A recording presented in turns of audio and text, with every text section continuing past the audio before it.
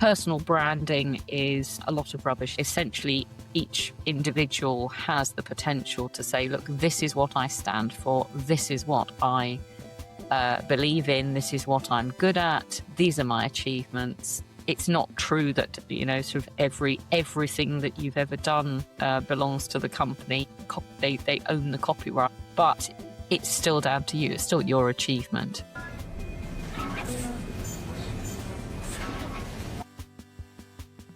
Welcome, Sue, and thank you for being here. Thank you for having me, Cesar. Thank you so much. And first of all, I like to start our conversation asking if you can tell us a little bit about yourself and a little bit about the work that you are doing at the moment. I've been in marketing for 35 years, which I guess makes me a veteran of the field. And in that time, I've seen an awful lot of change. I've had an independent agency for the last 20 years. It's our anniversary this year. And even in that time... Congratulations, by the way. Thank you. Survival is sometimes overrated. It started as a PR agency. And in some ways, that means that we are very communication centric. So in the past few years, we've started to specialize in areas such as customer case studies and also thought leadership. So we call it proof-driven marketing or proof-driven demand generation, because these are things which prove what make you different, prove what makes companies unique and distinct and different. And I think there is a need for that more now than ever before. And why do you think this is because the technological changes we are seeing, or why is this conclusion? Well, over the last 3 decades, I've seen digital marketing emerge. It didn't exist when I first started out. So we've gone from an era where news was delivered on paper to people's offices, to being distributed online, to being accessible via the cloud. And now AI is beginning to own news, is beginning to own information. So the change has been absolutely immense. Exactly. And I wanted to ask you, because you are based in the UK, isn't it? Yeah, we're based in the UK. We work for clients these days mainly in the UK, but we also have clients in the US, and we do marketing for one client across Italy, not because I can speak Italian despite my name, but just because that's where the company is based. By the way, I thought at the beginning that you were American because of your name.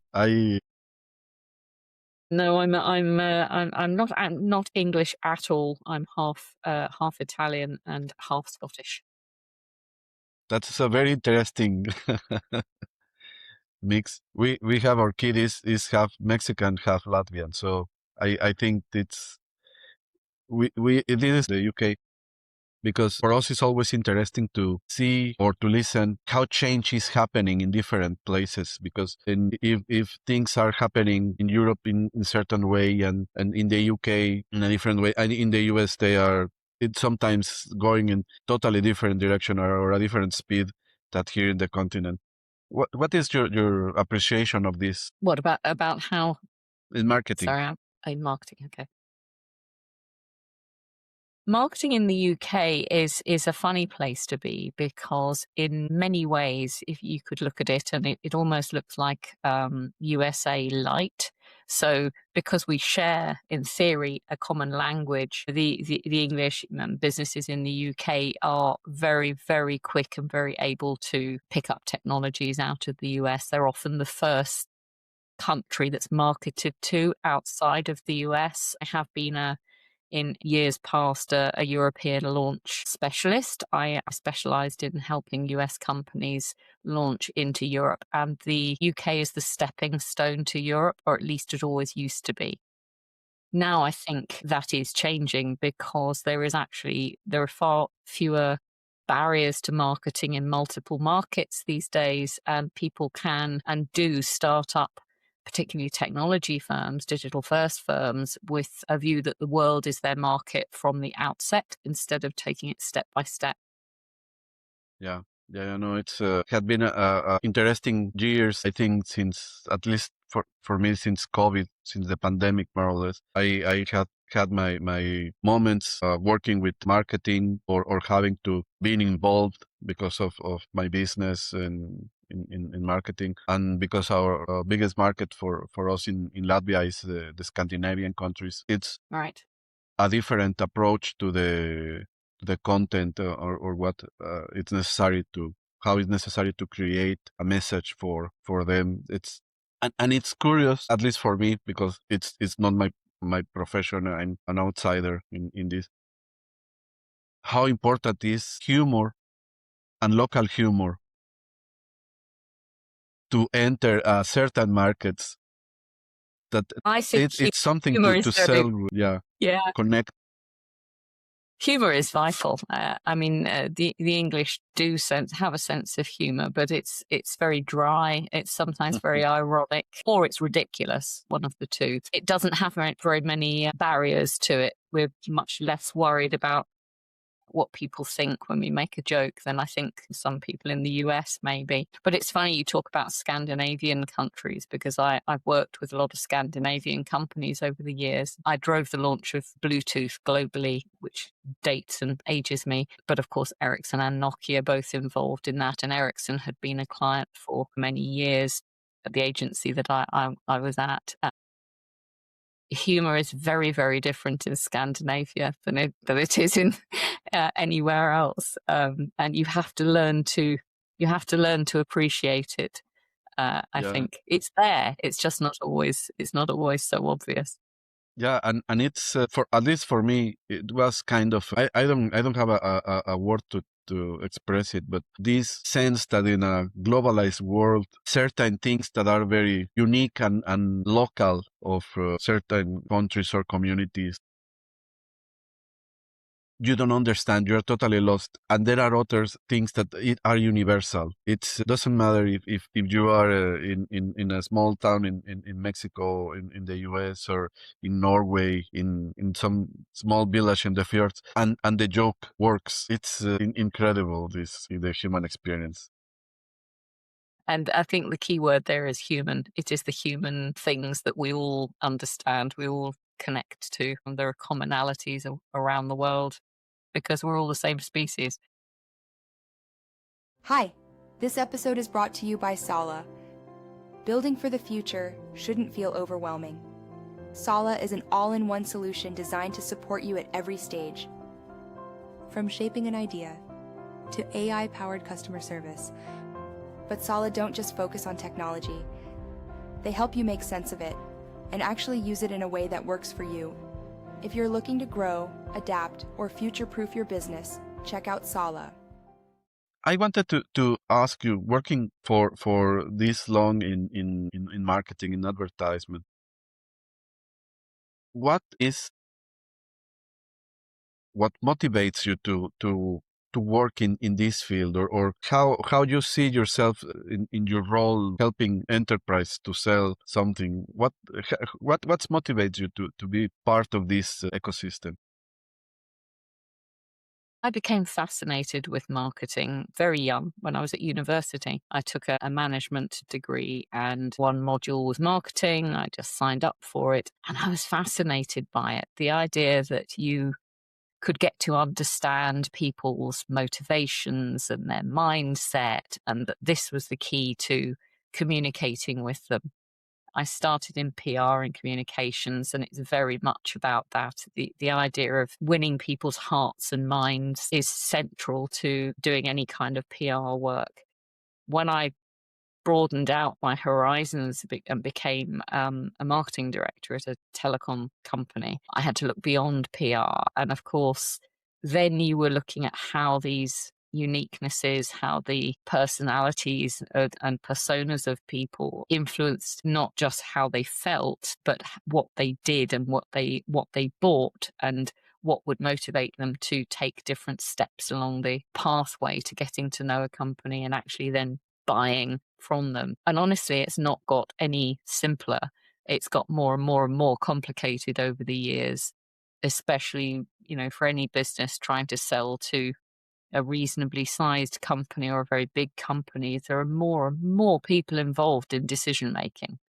People don't buy as easily as they used to buy. And so there's never been a time when it was more important to really understand your buyers. And it always amazes me how many companies, when you talk to them about their marketing, you ask them about their target audiences, and you realize that they have only a very, very thin understanding of who they are and what makes them tick. It's great for us as a marketing agency, of course, because then you can dive in and help them to peel back all the layers of the onion and understand their buyers at a proper deep level.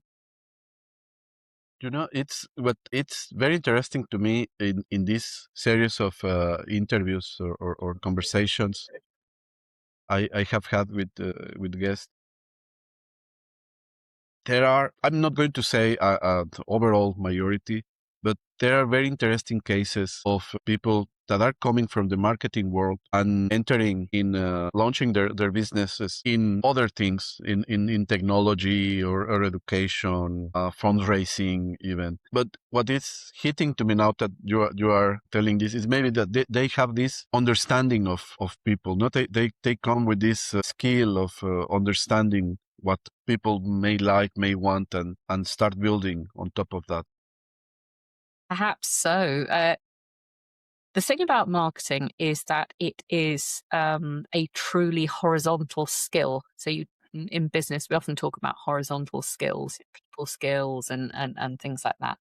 Marketing is obviously more of a it's a technical discipline in business, like like finances or something. But it truly is universal because it can be applied to any scenario. Yes, you need slightly different ingredients and levels of understanding of different things if you're marketing to consumers versus marketing to businesses. But by and large, marketing is in essence very simple. It's making sure that people who will benefit from a product or a service know who you are, know how to reach you, know why they should buy, be able to create some kind of connection with those buyers. It's the same if you're selling a packet of crisps and selling a luxury car. You just touch a thing that I wanted to ask you, a follow-up question before moving forward. That it's for you, how close or how related, because this I have found also for different people is different, this distance, is related marketing to selling. Because especially for founders, for entrepreneurs, the selling part, it's a very challenging one. And I wanted to know your opinion. How do you see this? So marketing and sales all should be blood brothers or sisters. And actually in many organizations today, and particularly new organizations that are growing fast, we're finding increasing instances of blended functions of single owners who have an eye to both sales and marketing. And that's for a very good reason, because marketing is not a glitter and glue addition to your business. It can and should be part of a business function that's helping drive the success of the business. And that has to include driving sales. Now, there's lots of different strands to it. Demand generation is where we sit, which is much more about the brand visibility and credibility and its ability to engage and connect with audiences, versus lead generation, which is that one step closer to sales, because it is and the two things are interdependent, right? You can't have just one bit of it. You have to do a little bit of everything. But you can't just market a business and expect to sell.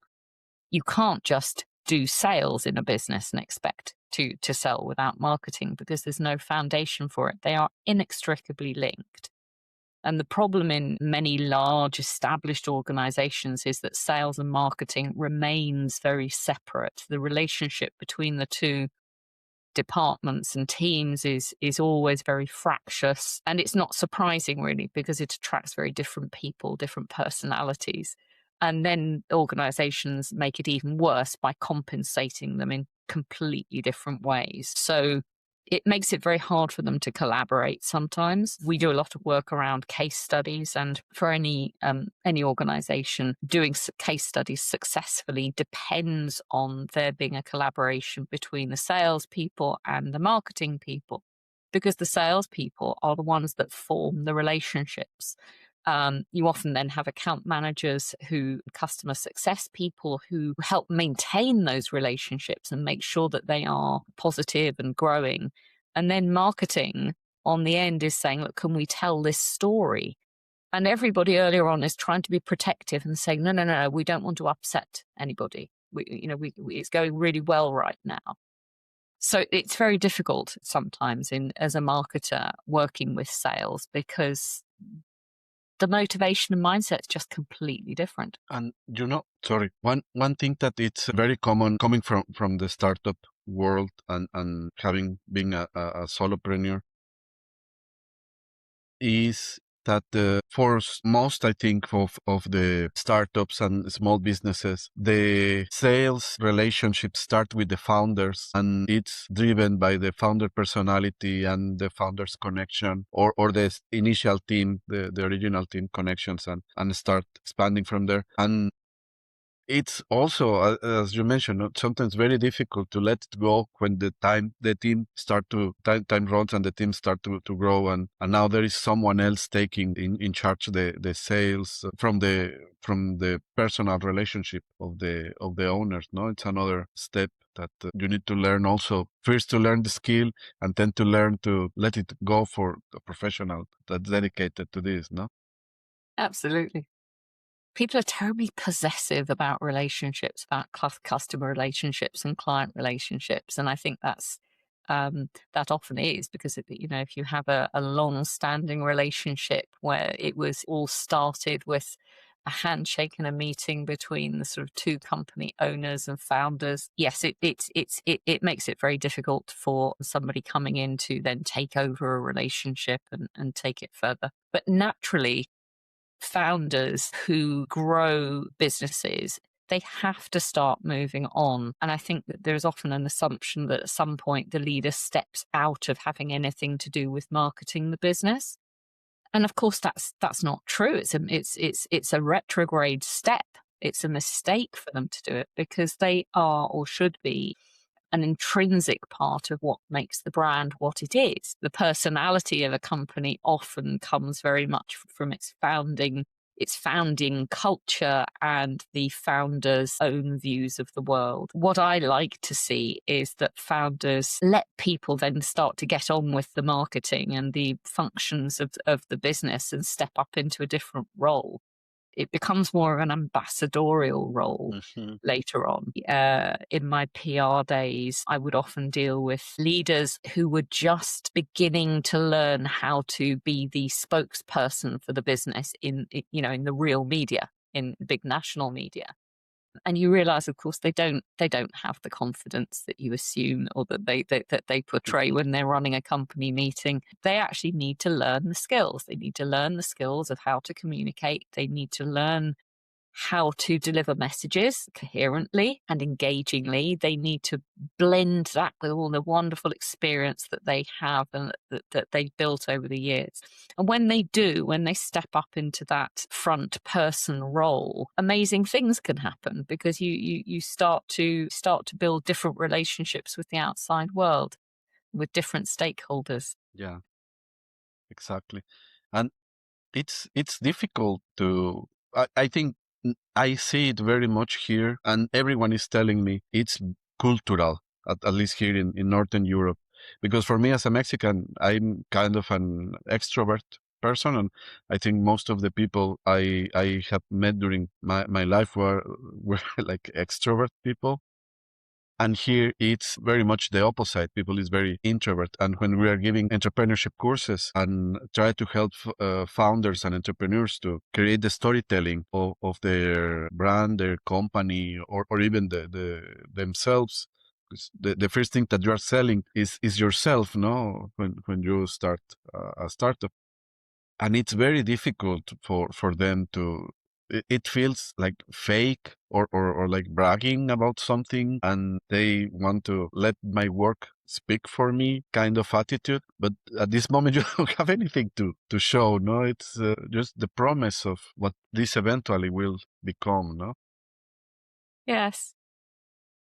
It's interesting. We see the lack of confidence that some leaders have, not just in reluctance to deal with the media and things, but also in the area of thought leadership and whether and when companies are willing to engage in that. Because leaders have to be on board with the core theme, the core mission of a thought leadership campaign.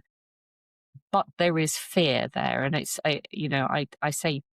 say fear, but I really think it is that there is an increasing sense of risk as a company grows, that somebody at the top can make an enormous dent in it if they're not very careful, and a dent in the reputation of the company, a dent in the share price. And so they get this growing sense that they have to be more and more and more careful about what they say. They do have to be careful. They have to be considered in what they say. But it's very sad when people stop feeling they can present a counter view to what people think. Fundamental to strong thought leadership marketing and campaigns is actually finding a platform which is going to interest and engage people. And those platforms and themes, they are not the safe and easy ones, the well-trodden paths. They can't be the things that everybody else has already said and de-risked for you, because that means that they're boring. They're very, very dull. So, leaders and actually corporate marketers could really learn from just getting the courage together to stick their head above the parapet and say something that's a bit controversial. The investor relations people will come down hard on them for so doing. And so with public companies, I understand how hard it is. But for the vast majority of founders and fast growing startups, the opposite is true. They don't yet have shareholders. They can be change makers. They actually built their businesses based on shaking things up and disrupting markets. And yet somehow they can start to feel a bit nervous and start to pull their head back in and not want to say anything particularly interesting. Yeah. It's as I tell you, I don't know if it's cultural. It's a little bit cultural. It's maybe something that at schools level could be something done to help or teach kids to not. For me, it will be great if they are teaching some marketing advices on school, no financial education and all these kind of things, but at least to that public speaking and or how to articulate, because one of the things that people listening this series of podcasts is that they are thinking in changing careers. Some of our listeners, they are in the process of thinking about their reinvention because they maybe had reached a place in which they are not happy anymore with their professional career or the place where their career has taken them, and they are thinking in changing or undo something different or try some ideas. But the problems that we have observed with people we are helping and people listening is that most of the time they don't have, or they feel that they don't have anything to show about their career, about their accomplishment, because when you are working for a company, the accomplishments are for the company. No, it's not a record of your successes, but what you have been done for the companies on the company's name. No, and for a lot of people, it's difficult to sell this story or how to create this personal story. Do you have some practical advice for this case, for people that could be in this situation? I think anybody can build elements of a personal brand. That's the thing. I mean, personal branding is, a lot of rubbish is talked about personal branding, but essentially each individual has the potential to say, look, this is what I stand for. This is what I believe in. This is what I'm good at. These are my achievements, and do so proudly. It's not true that sort of everything that you've ever done belongs to the company. They own the copyright on everything you've ever created, but it's still down to you. It's still your achievement. People could think a little bit about their personal brand and almost create almost a brand statement for themselves. This is me, because that's who they're selling to their next employer. Yeah. Yeah, absolutely. And we are almost reaching the end of our conversation. And I would like to ask you, with all your experience, your expertise, and your knowledge on different markets, is there any change that you have seen in the last years? We were talking about the after the pandemic, for example, any changes that you have seen, or any changes that you would like to see in the future regarding marketing, or these or practices that you would like to see implemented, that you think it will be great for the world, or it's going to be great for the companies, or even if it's going to be great for the UK, if this happen, if this change, or what is your opinion on this? So, the most obvious change in marketing over the past few years has obviously been the advent of AI, because today everybody, every company has a marketing strategist or a team of them at their fingertips if they so choose, a raft of individual skills. You know, you install Claude marketing skills, and surely you should be able to do it all. We've got an unlimited capability to churn out content, social posts. Increasingly, there's, it can do design for you, and so on. And I think um, that's both a wonderful and a terrible thing, because we've got all these efficiency tools and capacity tools and the ability to remove some of the grunt work of doing things in marketing. But at the same time, it's creating this flood of generic content. Brands can start to sound very similar, and I'm not sure that buyers and markets will tolerate this for very long. I don't know if you've ever seen the ancient symbol, the Ouroboros, which is the snake Mhm. eating its own tail. Yeah. AI is a little bit like that, really, where it's a symbol of self-sufficiency, and so people are feeling like they can do all this themselves. And yet, unless we wake up and recognize the value of uniqueness and the value of authentic, real content, I think people are going to be in trouble. We're going to enter a very dull period in marketing, where everybody's shouting terribly excitedly about their offer, and yet nothing is standing out from the crowd. So, I mean, that's the danger. For me, it's an opportunity, I think, because there's never been a time when experience-led opinions and learnings have more potential to make you stand out. Counterintuitive and lateral thinking are going to become valuable commodities in a world where everybody's kind of saying the same thing, and agreeing with the direction of travel. And of course, what AI cannot do is ever create that passion-driven point of view or perspective. There's not, anger driven or emotion driven points of view and desires to change the world. Those are stuff of amazing thought leadership based marketing. And I would hate to see that disappear. I think it's going to become very valued. Should be more valued now, but I think with AI and marketing starting to dominate, it's going to become even more so.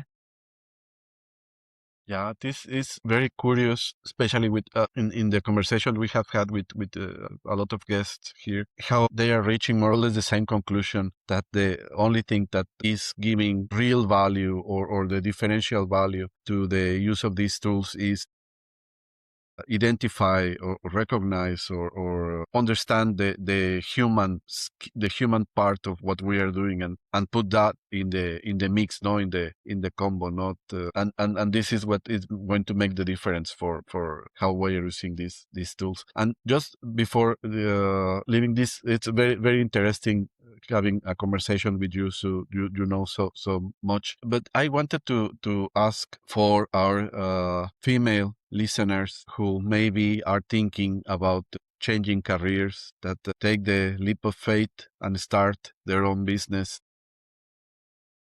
With all the tools that are available, with your knowledge that you have about what the customers may want or may need, branding, and all these things that we talked today, are there some shareable, actionable advice that you can tell to a woman that is thinking on maybe starting their own business in this moment? Don't let anybody tell you not to. I think It is, we hope, an increasingly equal world, but I think women still suffer to some degree of less confidence in the ability to start a business than men do. And it's not helped by the fact that women just don't get as much in terms of funding and support as male entrepreneurs do. One, yes, absolutely. If you want to do it, do it. Don't let anybody stop you. Don't let anybody stop you speaking out, but make sure it is a real business idea. So I think there's so many businesses you could start. You really have to think what business you should start. People assume uniqueness. I have a unique idea without doing the homework to discover that, because they almost don't want to discover that actually somebody else is doing it as well. And that way you can spend an awful lot of money and time and emotion starting a business that didn't really have much hope to start with. But that said, my goodness, there are so many, the tools are out there as they have never been to do that research. So you can find out, you can really dive very deeply into creating evidence-backed cases for starting a business that are strong and that, you know, that people might well get behind and give you a loan to get you started or whatever. So just don't. There's no time in this world for making mistakes that are avoidable. Amazing, amazing. Thank you so much, Sue. And we are going to put your links on the description of the video if someone of our listeners would like to enter in contact with you and see what you are doing professionally and maybe become one of your clients eventually. But it had been very, very interesting, very nice having this conversation with you, Sue. And I just want to thank you for your time, for your thoughts and your expertise. And I hope it's not going to be the last time that we have a conversation. Well, thank you. It's been a very interesting conversation for me too. So thank you for the opportunity. And yes, perhaps we'll do it again. Thank you. Thank you so much. And thanks to our couple of listeners. Remember, we learn from each other. I wish you agency, a wonderful day, and remember that the future was yesterday. Goodbye. Thanks for watching this episode. Don't forget to like, share, and subscribe, and check out another episode here.